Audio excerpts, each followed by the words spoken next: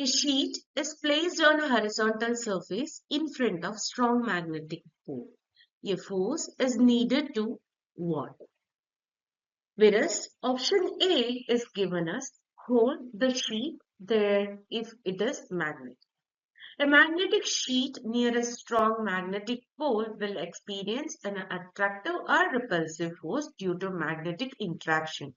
To hold the magnetic sheet in place, a force will be required to counteract this attraction or repulsion. So option A is correct here. Whereas option B is given as hold the sheet if it is non-magnetic.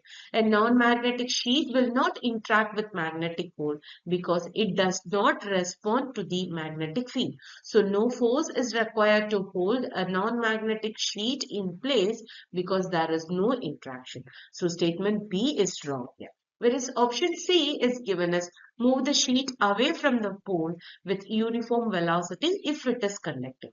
A conducting sheet moving in a magnetic field will experience induced eddy current, which create their own magnetic field opposing the motion as well. And we can explain that by using a Lenz's law as well. So to move the conducting sheet with uniform velocity, a force must be applied to counteract the resistive force due to these eddy current. So option C is correct here.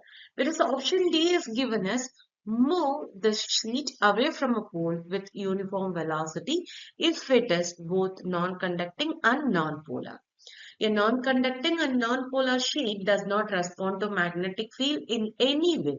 So no force is required here. So we can say only option A and option C given here will need the force. So based on that, we can say option D, A and C will be the correct answer for this question.